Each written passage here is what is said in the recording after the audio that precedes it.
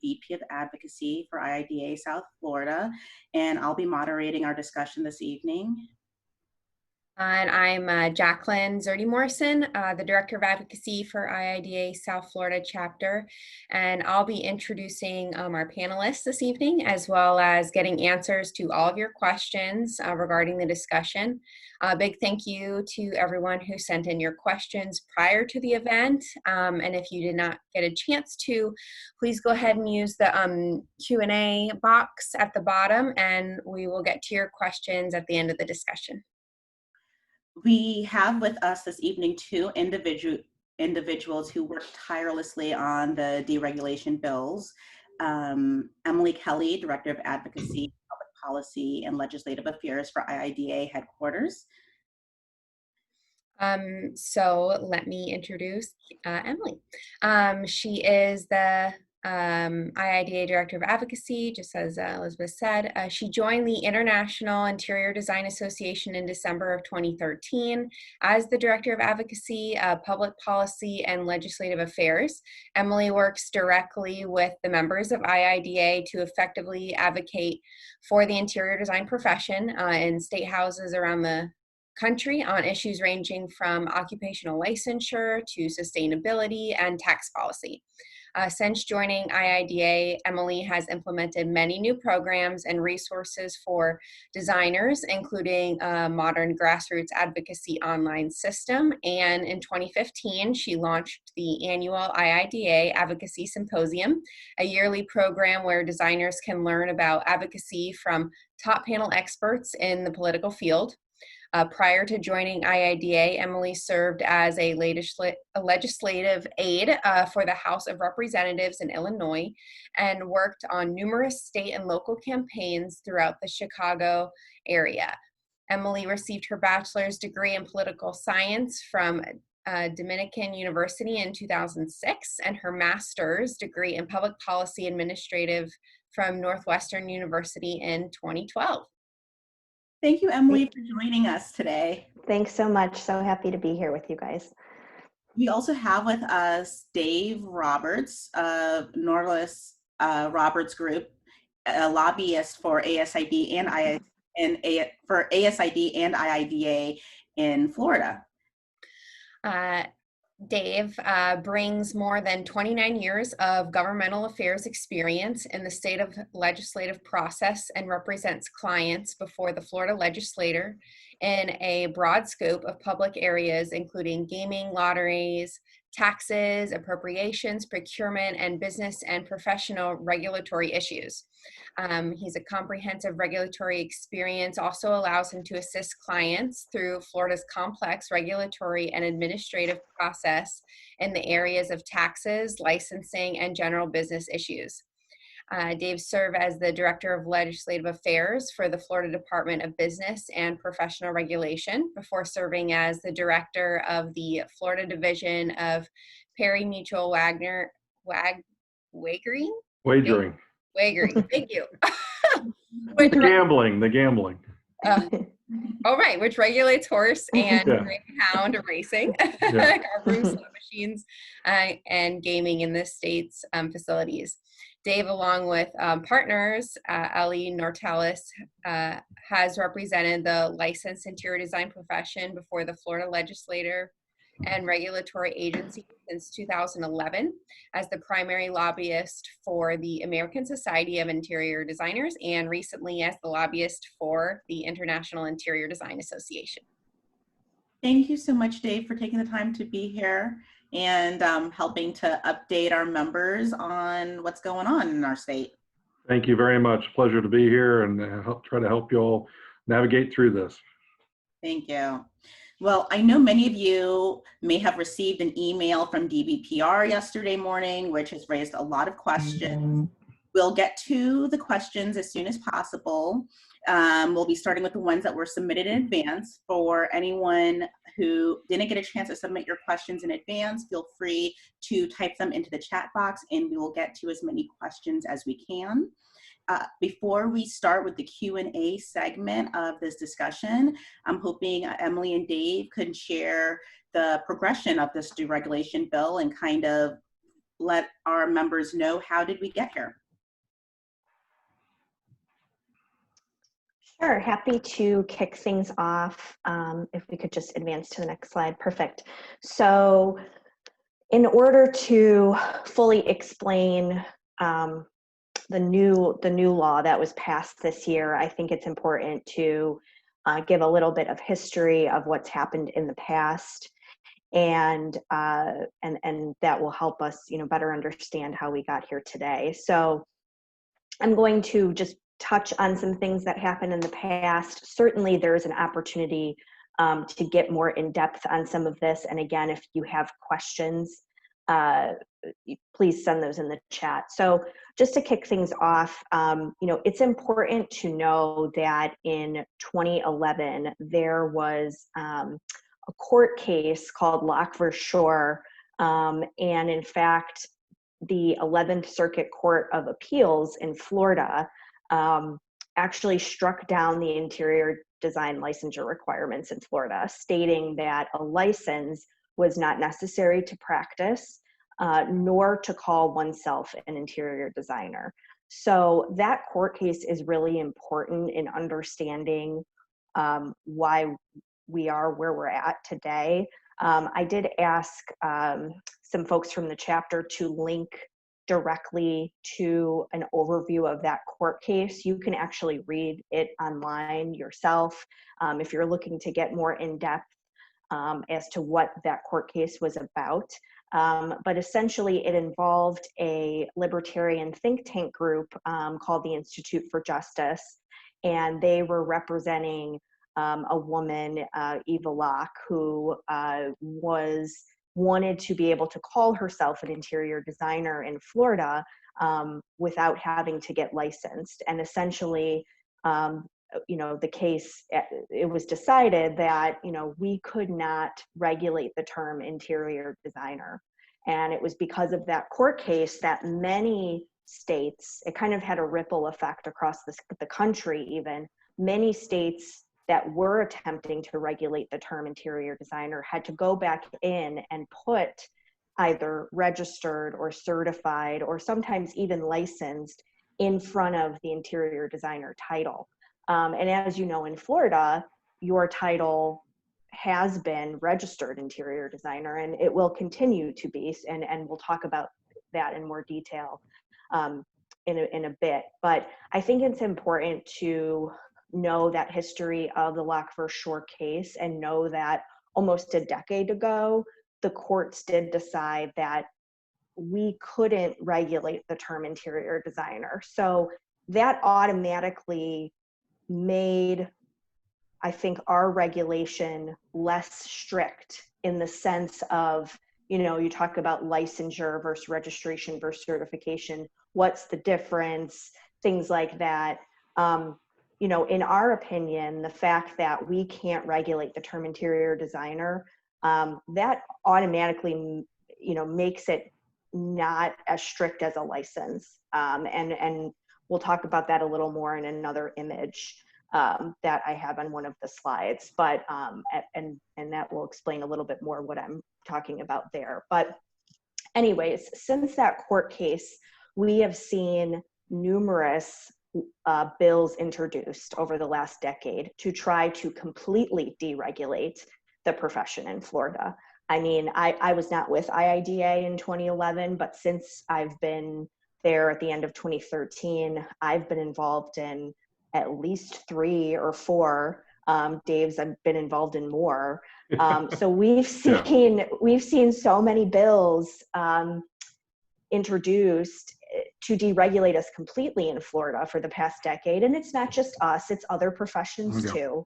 Exactly. So it's not just been us, but so many financial resources and people's time and effort and, just everyone's energy has been put into fighting these deregulation bills for the past decade.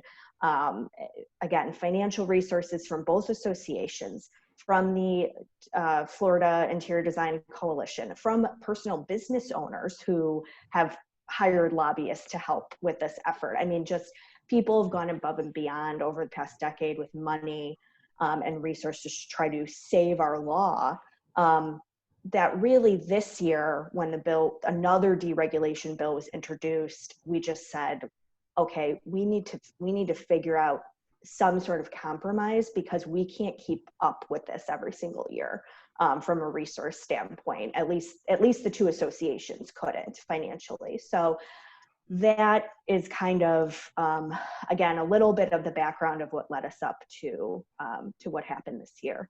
But if we could just go to the next slide, I'll talk a little bit more about this hierarchy of licensing, alternatives to licensing. So this graphic, this is something that the group, the Institute for Justice, put together. And again, they're a libertarian law firm that one of their main issues is occupational licensing.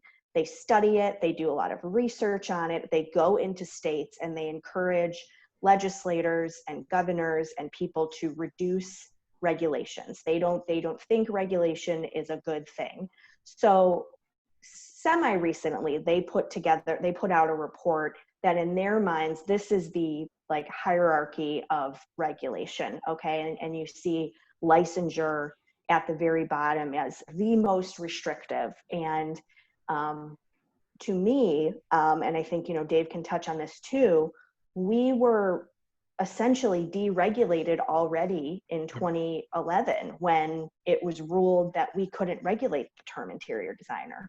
And we had to change our title then. So to us, and according to this, again, this is what the Institute for Justice says, I think that's when the licensure truly kind of went away, because again, we weren't the most restrictive, because we weren't restricting that interior designer title. So, and I'm not quite sure if, again, they don't give too many details. Maybe the report that they put out gives more details of what each of these levels means to them. So I'm not sure if I see much of a difference between state certification or registration personally. I think that's just terminology preference at that point. I mean, we have some states that are certifications, some that are registrations, and that's the majority of the laws that we have in the country. Florida was kind of an outlier as to one that was known for having a license, or at least that's what people said. And I know that's what you guys said and talked about. And actually your law previously did say licensure, throughout the entire law, but the title was registered. So, and you were receiving, I believe, a registration. I don't know, Dave knows the law really well. Yeah. So he can talk about that. But this is kind of when, in the bigger grand scheme of things, we've been looking at IIDA and ASID nationally, really looking at this information that the Institute for Justice is putting out and saying, okay, this is a group that keeps encouraging legislators to deregulate us. Let's look at what they're putting out. And if we can try to achieve the same goals for the interior designers and the same benefits of regulation in a registration or certification that we can in a license, then maybe let's just try doing that in some places. And then hopefully they won't fight us tooth and nail every year to try to get us deregulated.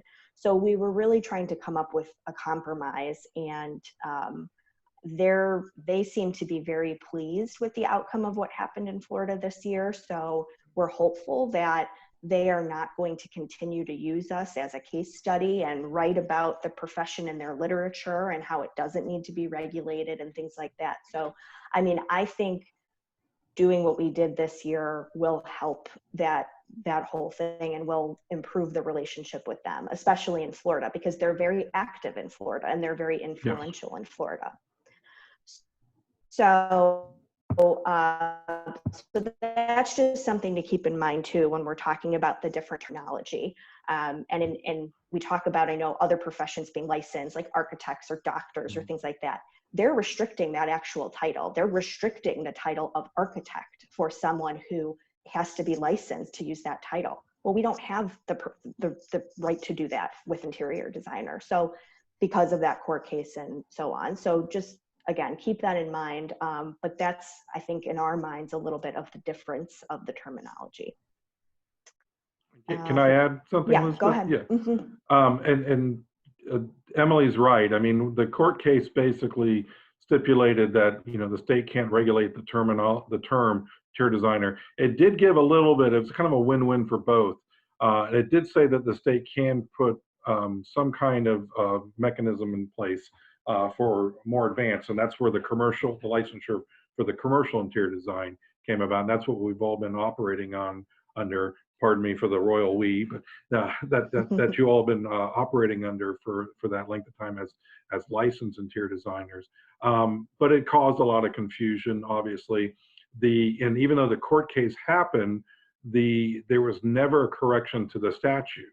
And I'm not trying to get ahead of myself, but I recall many of you all came up to Tallahassee last couple of sessions to help out lobbying and talking to legislators. And, you know, some started reading the statute again and like, wait a minute, this says this. And like, yes, don't worry about it. It's never been corrected. And so that's part of the problem too, is we're operating under a statute that was contradictory in many facets. So, you know, and Emily is correct with the Institute for Justice. That's a national group, and they have recently, they've been focused on Florida in many ways. It's mainly because there's a very strong Republican legislature, both the House and Senate. And what they've done the last 2 years, two groups have come up.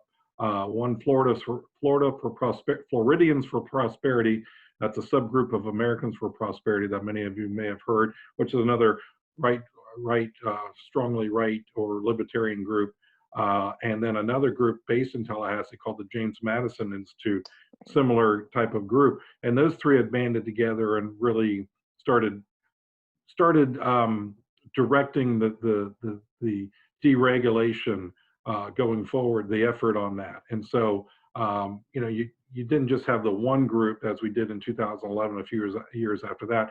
Now you have these more localized groups that were coming in and being a force and talking to legislators constantly. And so, you know, but they use the Institute for Justice, this type of inverted pyramid. And if you ever want to read some hilarious things and go on and read this pamphlet that they have, it's about 100 pages of all the various things that they have an idea on licensing. And basically they don't want any licensure. They would be fine if doctors and lawyers would be licensed and nobody else. They want the pure free market. I've had libertarian, I'm getting ahead of myself, but I've had libertarian legislators tell me, just get insurance, that's all you need.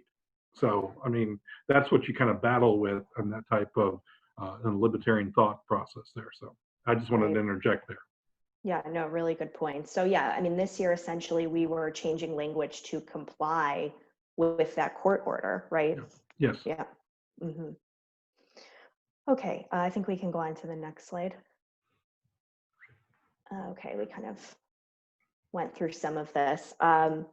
So yes, the bill this year, it was a deregulation bill. It contained many different professions, not just us. It was pretty identical to the bill that was introduced last year, if not exactly identical. And so it would have eliminated everything that we have currently in law, but it would have allowed those who passed the NCIDQ to have a stamp. So that was kind of a strange proposal that they put in there, and that wouldn't have worked for a variety of reasons. And we can answer questions about that if people have them, but certainly that wasn't something we wanted to end up with. I think we all were in agreement on that. And so what we started to do at the beginning of this year was really come together, ASID, IIDA, IDAF, unaffiliated designers. We tried our best really to bring together as many people as were interested in working on this. And I'll talk a little bit about that in a minute. But essentially what we ended up with, and Dave will touch on this more detailed too, but is that the new Florida Interior Design registration are essentially the same requirements that were in place for the license. You know, you still have to pass the NCIDQ. That's still required, and there's still CEUs, and there's a whole list of things. So just in a nutshell though, that is, you know, what what happened this year. So I'll go into a little more detail if we can go over to the next slide. So yeah, this is just a map that IIDA has put together with the different laws in place. And I know it's a little bit hard to tell with the coloring here, but we also have this on our website. So just to reiterate though, that Florida was really one of the outlier states in terms of what your law was. Right now, currently Florida, Nevada, DC, which you can see there, and Puerto Rico were the four places where they still there was said to be a license for interior designers, whereas the rest of the states that have some sort of regulation, it's either a registration or a certification. So in changing the license to a registration, it brings Florida, I think, just more on par with what a lot of the terminology, at least, that other states are using. And again, I think that just makes us less of a case study for Institute for Justice to point to. And some of these other groups, like Dave said, they are all over the country, usually more prominent in conservative states, but they were going to cause problems with us in other places too, especially if we tried to continue to push licensure in other places. So I think that's why we ended up with more registrations and certifications in place. And again, Florida had always kind of been one of the outliers. So I think it's just bringing that Florida now onto that more level playing field with a lot of the other states. Okay, so a little bit just about how the new law came to be. I mentioned, internal conversations and compromises, and I'll talk about that. There were numerous hearings at the Capitol that many of you participated in. There were negotiations with the bill sponsors and other legislators. And then inevitably there was passage and signing. And now we have the rule changes within BOAD, and the department, which is why you received that email yesterday. So those rule changes were adjusted to comply with the new registration and change all that terminology. So in terms of internal conversations, like I said, we tried our best to bring together as many people as we could that were interested in being involved in this.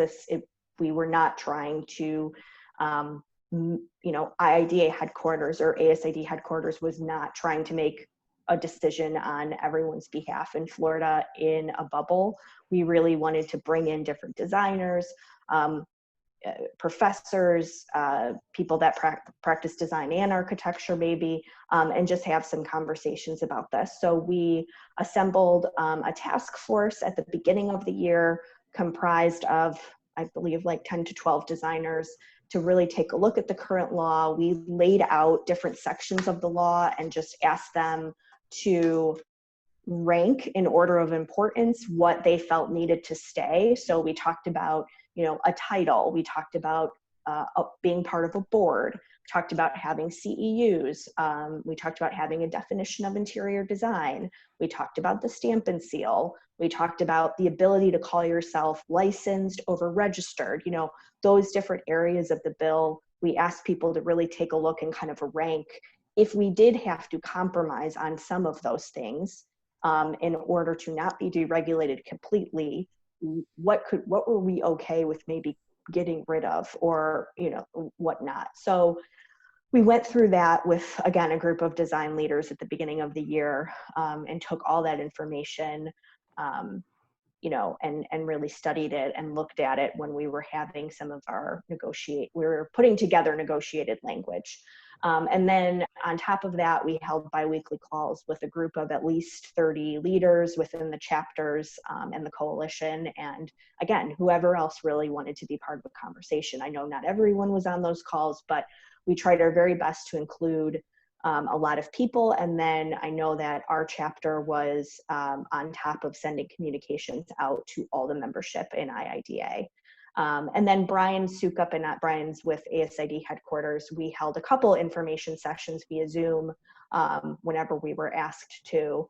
And we certainly did our best in putting together messaging and one-pagers and whatever else we needed, or whatever else you guys needed to feel like you could advocate to the legislators, whether that was testimony or bullet points about what we were trying to do.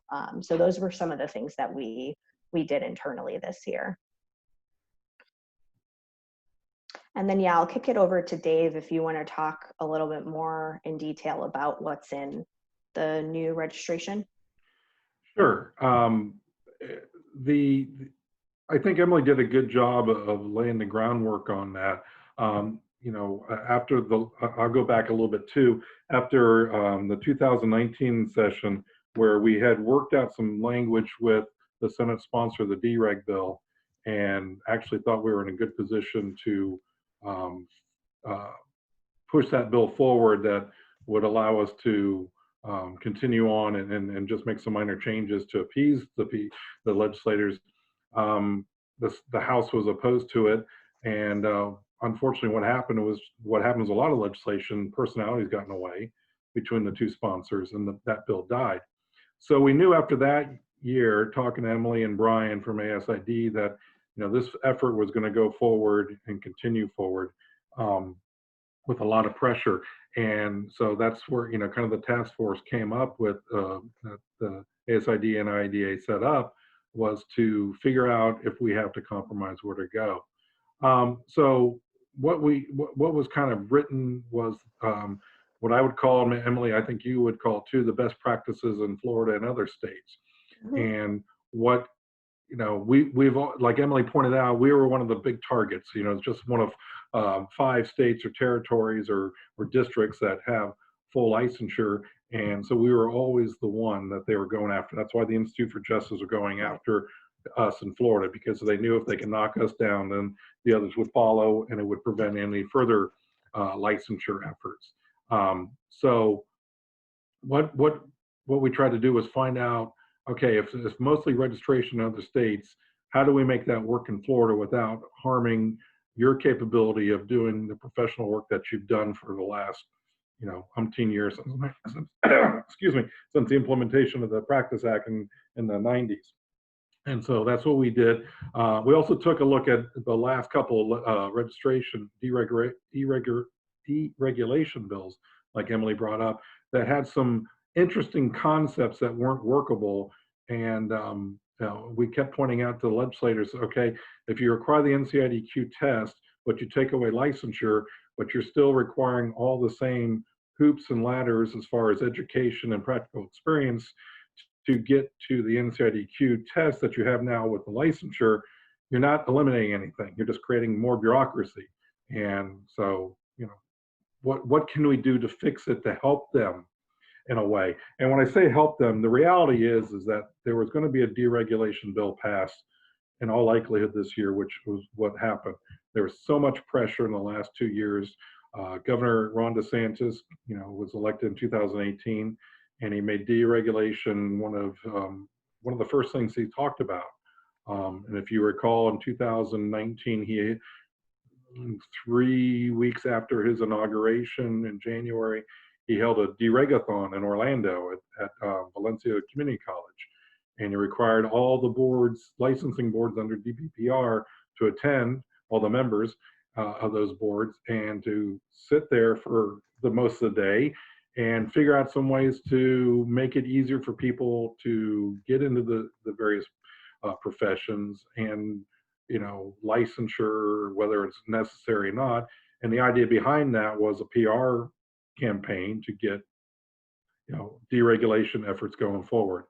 So move forward to 2020, we're dealing with the same type of a bill that fully deregulates your profession and a number of other professions. Interior design, along with hair braiding, hair wrapping, some of the cosmetology and barbering, were kind of the poster children for the deregulation effort. And so, again, we're trying to find the best way to move forward to get a win for everybody, so we're no longer the target. So we looked at what the bill had passed excuse me, was introduced, and what can we do to straighten it out? So, the first thing here we tried to do to fix the NSAID-Q process of the test, and the bill said you could take this or the California bill. Well, we said, okay, the NSAID-Q is the benchmark. That's why Florida and most states don't have their own exams anymore, because the NSAID-Q is the benchmark. Let's use that. It simplifies everything. The other thing is, because it's almost interchangeably used, the term registration and licensure, as Emily pointed out.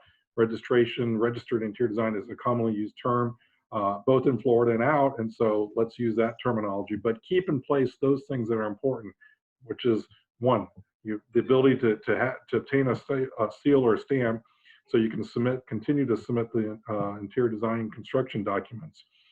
Make sure those who are grandfathered in the original Practice Act have that ability to go forward also, since they never had to take the NSAID-Q prior to that.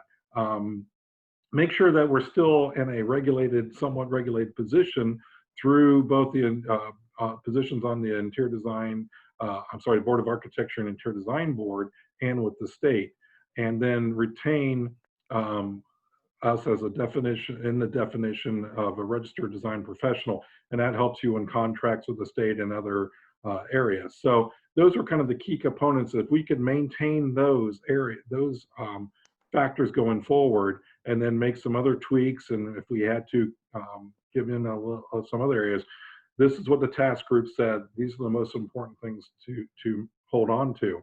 And fortunately, we were successful. We worked very hard with the Senate sponsor, Senator Ben Albritton. He was the same sponsor of the bill last year on the Senate side, but he really wanted to pass, he wanted to be the guy to pass meaningful deregulation. The House version was the same sponsor also, Representative Blaise Ngolia, who was a little more strident and didn't want to compromise at all. It was his bill or none, or as he called it, the House bill. And so we knew that if we had to reach a compromise or work with a group, we'll work with the Senate. The Senate had, the year before, our heroes. Some of the senators had been there to help us out. Senator Kathleen Pasadoma, who will be the Senate president in 4 years. Senator Joe Gruters from Sarasota. Senator Kathleen Pasadoma is from Naples. Senator Joe Gruters from Sarasota was helpful in that also to prevent that. Senator Wilton Simpson, who will be the next Senate president. Unfortunately, those are all Republicans, and unfortunately, in the sense that the governor is a Republican, and he, being the head of the party in the state of Florida, he was demanding action.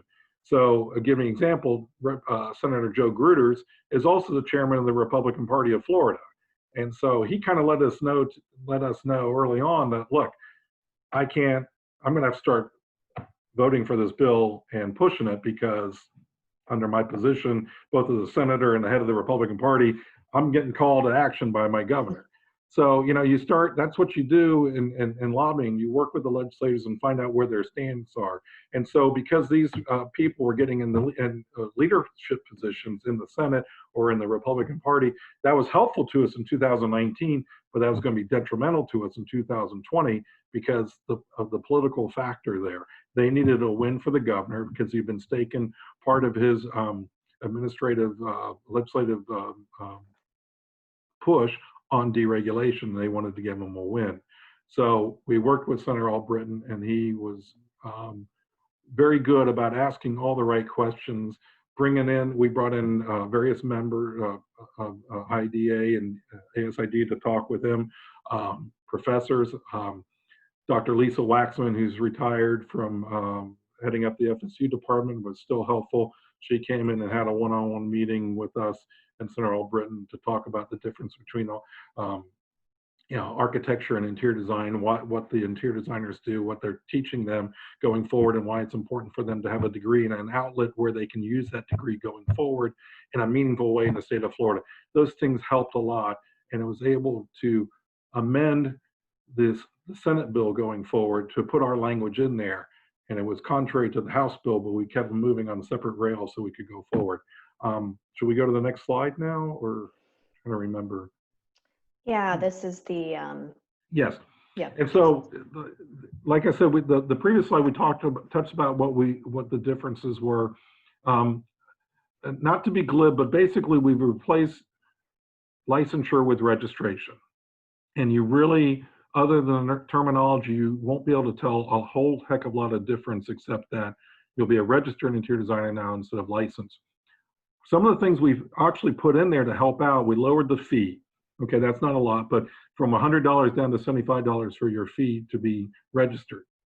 We also corrected some of the ambiguous language on CE requirements. It's still the 20 hours, but we put some language in there to certify, I'm not certified, but to have it, take it away a little bit from courses that have to be approved by the Florida Building Commission and put it with the board of architecture and interior designers. So that was a little bit easier to get those type of courses approved and worked through.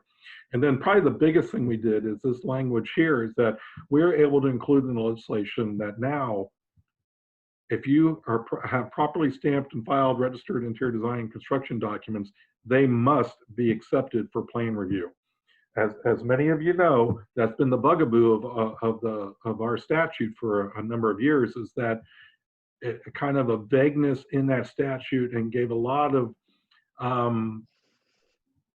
wiggle room to the local planning departments and plan review departments, which there are probably about 400 in the state.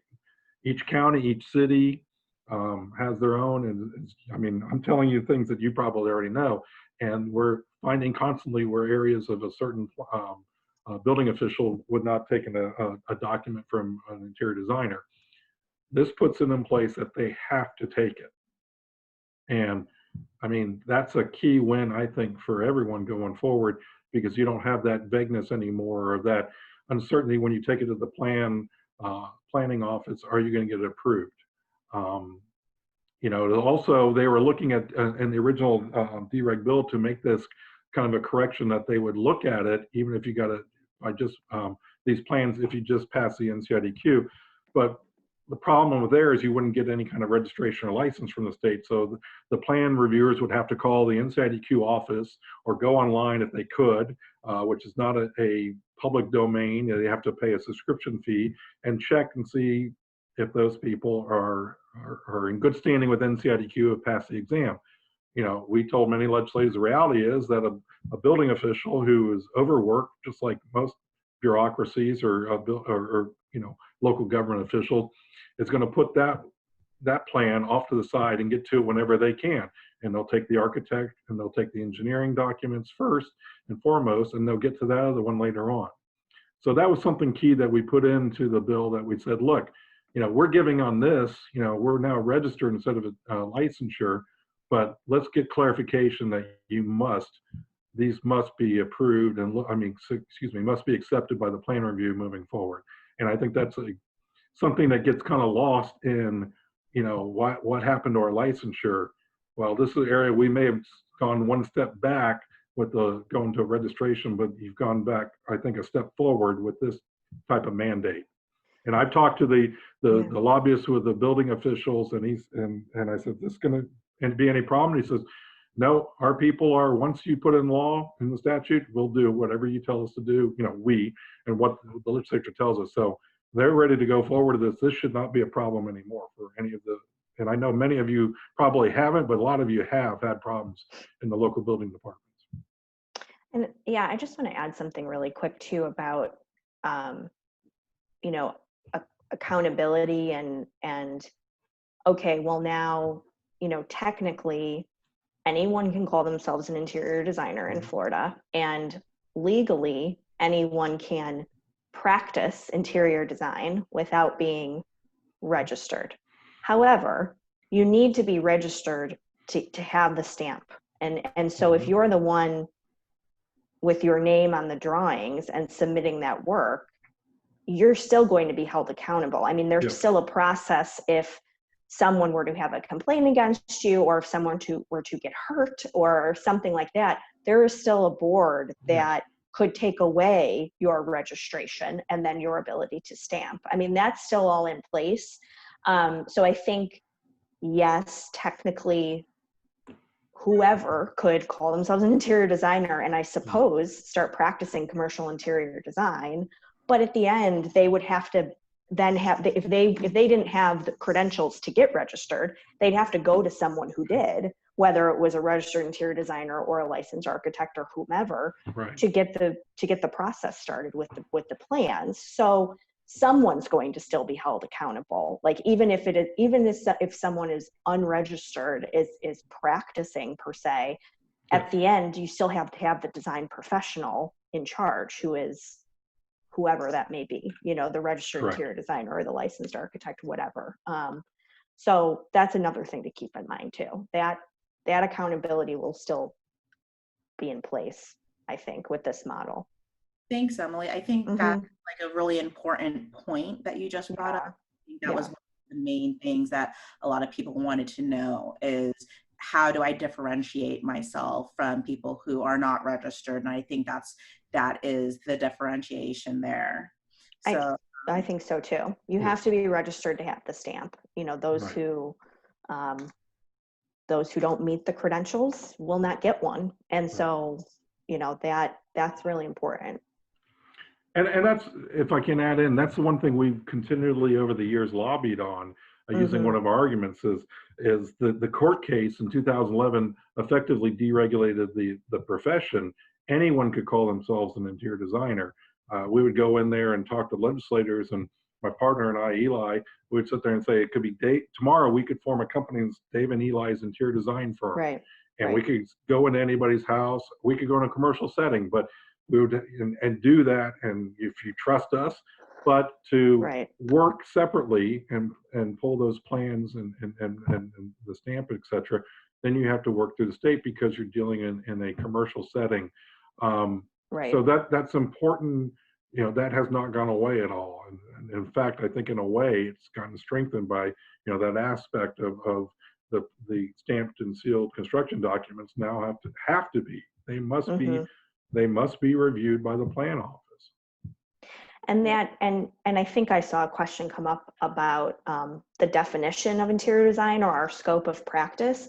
That didn't change either. Right. I think that's something eventually we would love to even strengthen in Florida, because there's some things that aren't in there that you guys are trained to do and they're not in there. And so I think eventually down the road, and that's the case in many, many states, we strengthen that, but everything stayed still the same as it was. That didn't change either.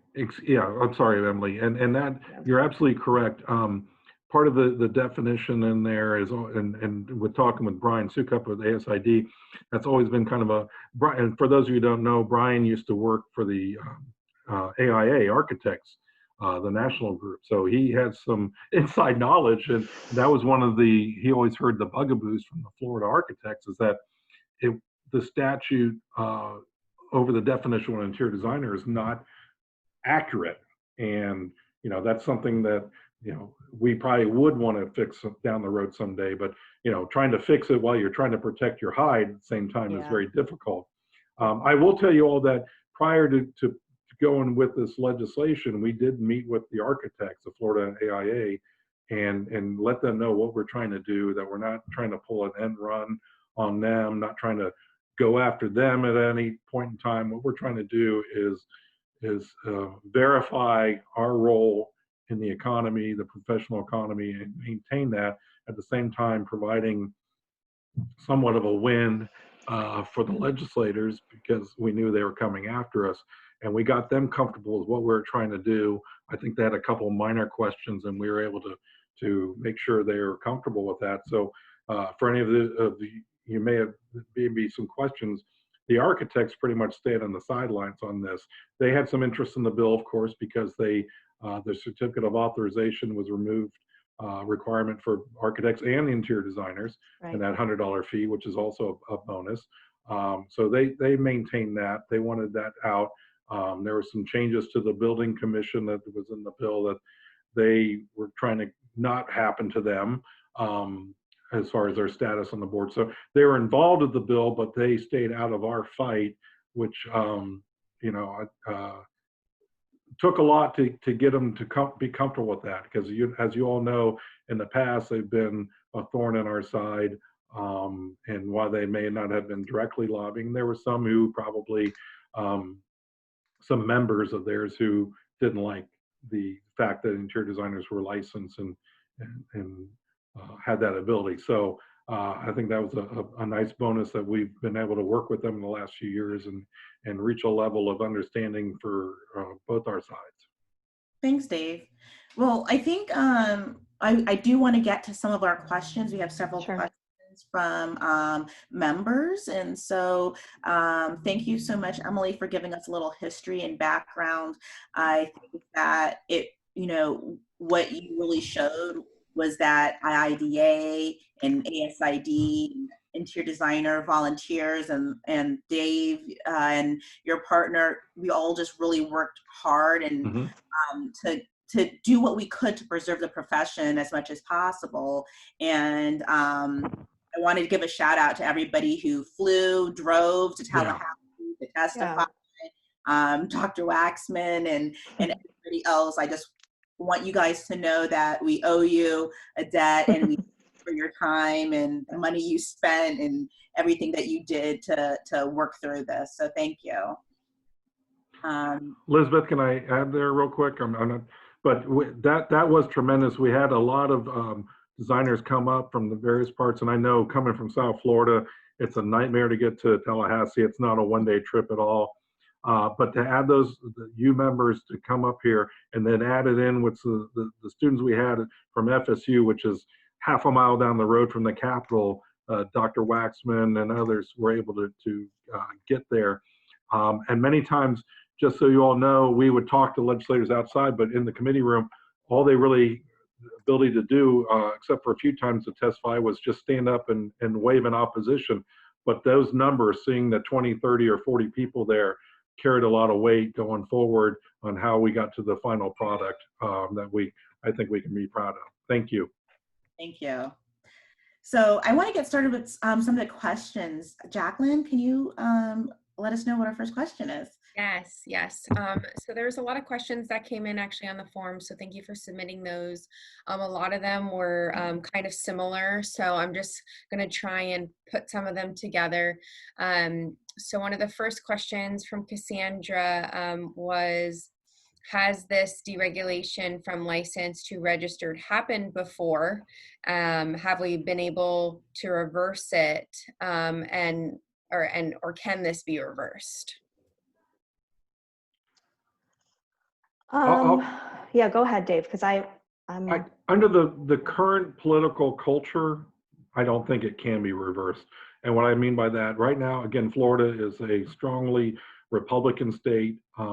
Governor, all the cabinet members but one are Republican. The House is 2-to-1 Republican over Democrat. The Senate is much closer. It could be 22-18 Republicans and Democrats if things change this next election. Is 23-17 now. So I don't see anything in the near future until you would see maybe a flip of the Democrats getting back in control of at least one house. When they were last in control was in the early 90s, late 80s. So I think we're in here for a while.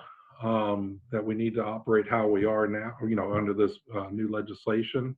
We'll continue to look at, but it's also the last thing we want to do is start opening things up to allow shots to be taken at us if we don't need to.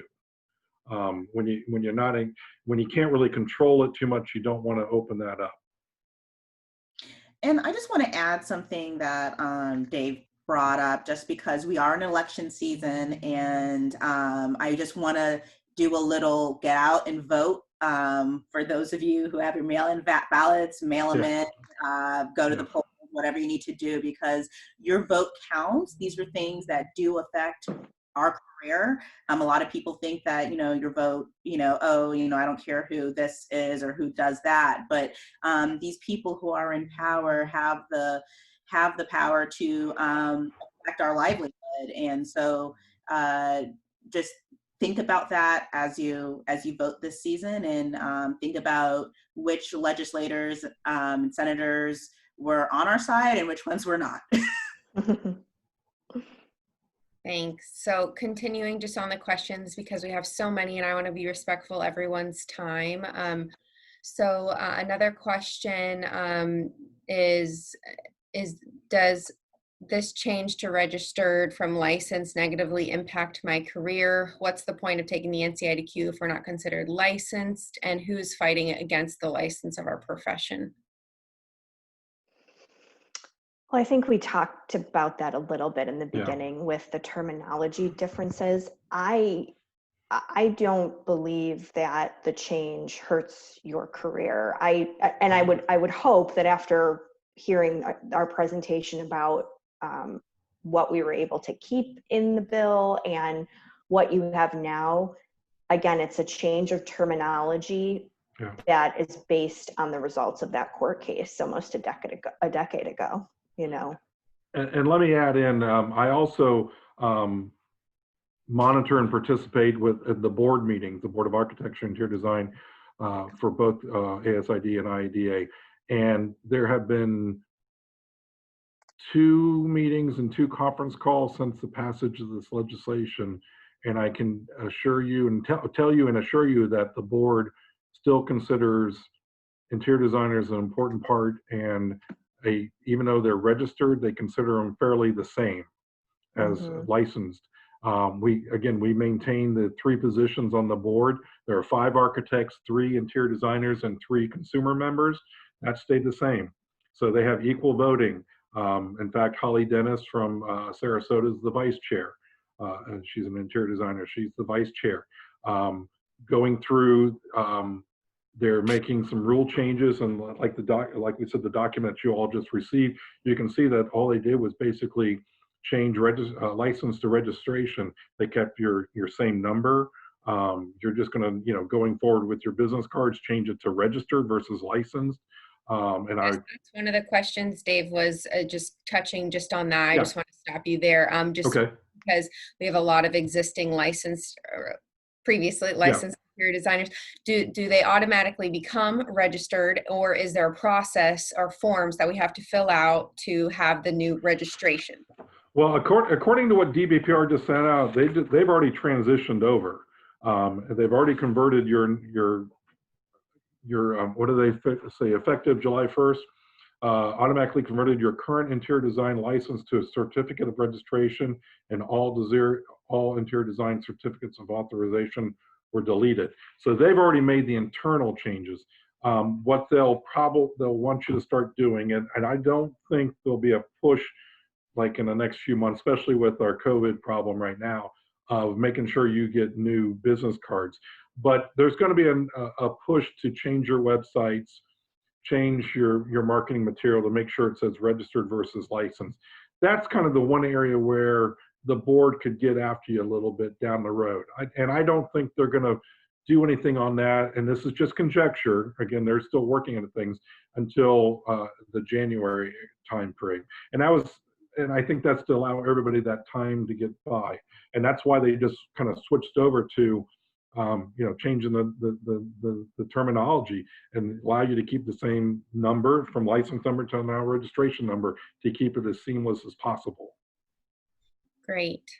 And yeah, I just quick to add in, I mean, think about other professions, RNs, registered nurses. They're called registered nurses, not licensed nurses. And so I don't think that registered necessarily has this less than connotation. I really don't. Yes, it may be different than what the architects have, but I don't think that we need to just continuously be comparing what we have to what they have. That's just personal from what I see around the country. Can we take a moment and maybe discuss the process for people who are currently not licensed and going to automatically get the registration? I think everyone knows that that's going to be taken care of, but the people who are either studying for the NCIDQ or not yet licensed, I think there's a lot of questions on, will that process change? And also maybe if you can touch on, the process of being eligible for the NCIDQ is the same, because the NCIDQ pretty much has their own rules of who can sit for the exam, correct? So if you we can just kind of talk through that, because I think that we see a lot of questions Sure. in that realm. Everything stays the same. Mhm. So if you weren't licensed before, and this is your first time getting registered, you still have to take and pass the NCIDQ. And their paths are all available on their website. I know that they allow, there's an option for CETA accredited degrees. There's an option for non-CETA accredited degrees. There's an option for different levels of education that match with different levels of experience. So I don't have, those paths right in front of me, but that all stays exactly the same as it was. Yeah. Oh, there's Tom Banks. And I said, I think Tom Banks is on this. So he's Right. saying a minimum 2 years of work experience. Right. Yeah. So. And I think And it's really important to also know that NCIDQ is not state registration. The state is requiring you to pass the NCIDQ. So, but the NCIDQ is its own entity. So I think there's a little bit of confusion of like, what's the difference between NCIDQ and the state registration? They're two different things. Correct. And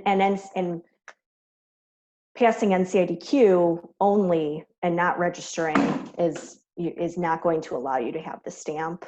It's not going to allow you to be considered a registered design professional in Florida. So that could prohibit some other things like bidding on certain work and things like that. So yes, good point that they're two separate.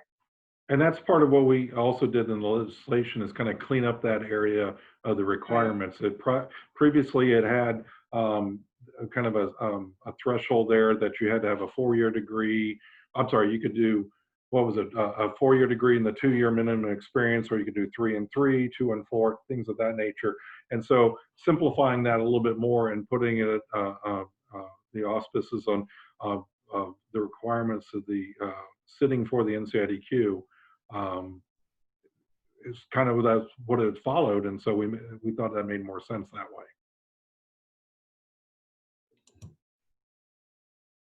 Awesome. We just have a couple of minutes, so I do maybe want to get one more question in. Let me see.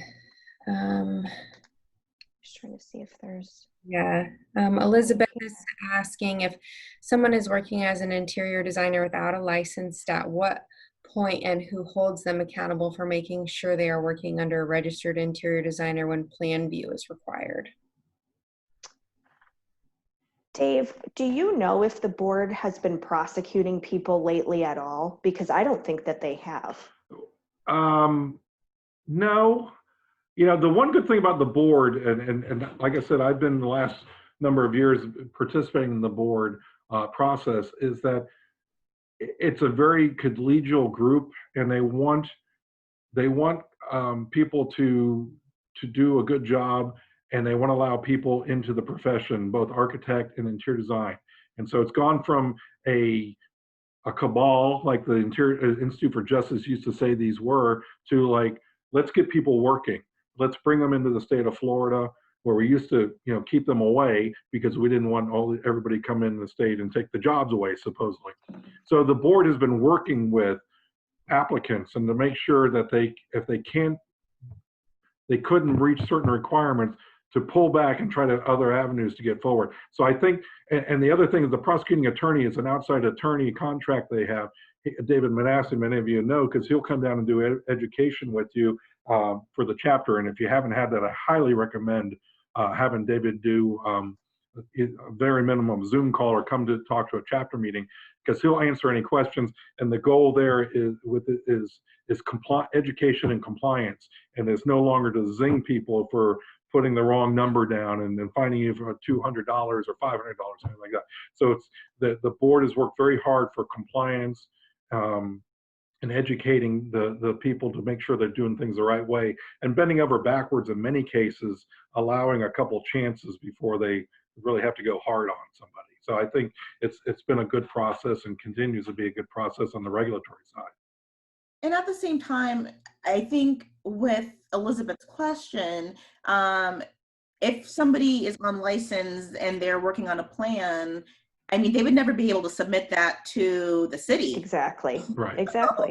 I mean, Exactly. And would they even know how to produce that plan? I Right. mean, someone who was possibly uneducated, untrained, hasn't taken an exam, how would they know what to do? How would they get hired by someone to do commercial interior design work? I just don't know how that would happen. I mean, it might, but I just think it's At some point in time, I think your brethren will be regulating it somewhat also, the fellow interior designers and possibly architects also looking at that. So so we have so many questions, and I don't want anyone to feel like their question wasn't answered. So just know that we will write answers to your questions, and we'll be emailing something out within the next 2 weeks, and with a summary of a lot of the questions that people have been asking. But before we wrap up, I just want to know if Emily or Dave have any closing remarks. And before we get off, Jacqueline and I have a little bit of things to talk about as far as our local IIDA chapter is concerned. So Dave and Emily, do you have any closing remarks? well, we wanted to talk about the continued advocacy. Do you want to do that now, or? Yes, please. Yeah. Okay. One of the important things, this is not done by any stretch of the imagination. And what I mean by that, I think one of the questions I saw here was, are we done? Will they not look at the interior design profession again? And that's no, it's constantly going to be looked at. And I'll tell you the other piece of legislation that was filed this last year and will be filed again going forward is a sunset review. And what that is every profession, every licensed profession would be on the gun to prove themselves, and they would go away if they didn't prove themselves and the legislature didn't reenact that practice act. Anything from doctors, nurses, lawyers, etc.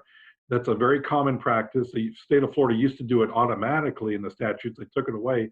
But a House member who will be the House Speaker in 4 years filed legislation last year to require all professions and licenses to do a sunset review.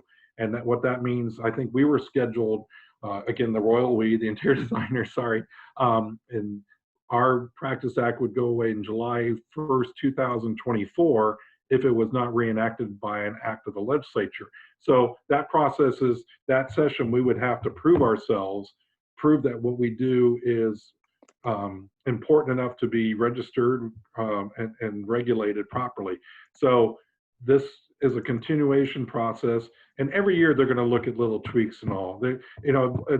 At some point, somebody's going to, and I hate to put it this way, recognize that not a lot has changed in this area, even though it's a licensure to registration, and they may come after us again. So the advocacy is very important, and that can be as little as talking to a candidate running for state house or state senate and getting to know them, or those who are running for re-election and getting to know them, and emailing them and saying, hey, this passed last year, we want to, if you ever want to talk to me about interior design profession, ask me, I'll come meet with you, I'll come talk to you, or whatever.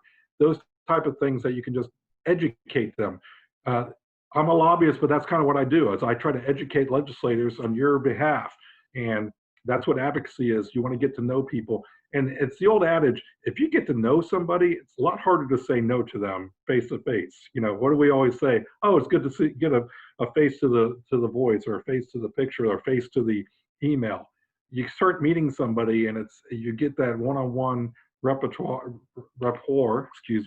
and it's harder for them to say no. But it's also easier for them to pick up the phone and call you or say, hey, what's going on with this? And I've heard that from many legislators. They had an interior designer that they talked to, and that they helped clear some things up. So that's very important to stay active, and we're going to stay active, because you can never go to sleep, because something will happen. Yeah, and like we said, down the road, we may want to make some changes to our definition of interior design. There was a really good question about that. Yeah. We know there's issues with the definitions. Yes. There are in every state. So, just know that we're still going to be working on things. Yeah.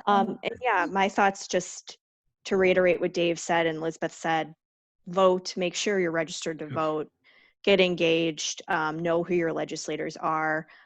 We also have an online grassroots system where we send out texts and emails. So if you haven't, you can text IIDA to 52886, and it will automatically put you in our system to receive advocacy alerts. So if you haven't done that, I recommend that as well. And I think, Emily, if you, I also want to stress the importance of membership to any professional organization. We hope you join IIDA, but also ASID. This is how you find out about all this stuff that's going on. And there are a lot of interior designers that are registered within the state. And I just thank Tom Banks for helping us get the word out about everything that's going on, about licensing. But being a member of one of our professional organizations is really the best way to stay informed and know what's going on. So I want to encourage you to do that.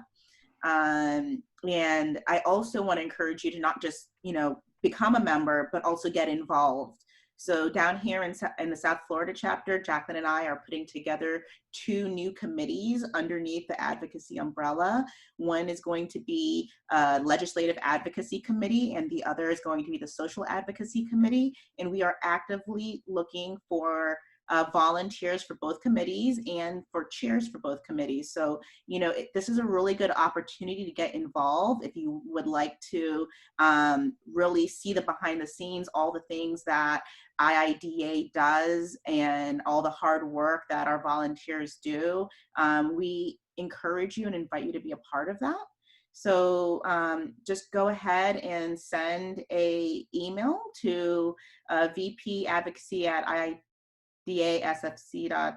Wait, no, that's not our email. Wait a minute. Advocacy. It's in the chat box. VP Advocacy at IIDASFC.org, or you can also go to our website, which is IIDASFC.org, and click on the Rise Up Advocacy tab. And at the bottom of each Rise Up page, you're going to see a volunteer form where you can choose to volunteer. So I really hope that you guys consider that and reach out to Jacqueline and I for anything you need advocacy related. We have a lot of good programs coming up, and I just want to thank Emily and Dave and Jacqueline for your time. Yes, thank you, Emily. Thank you, Dave. You're welcome. Thank you very much. So much. I hope it was helpful. Yes. Yes, thank you all. Have an awesome evening. Great. Bye, everyone. Thank you. Bye. Bye-bye.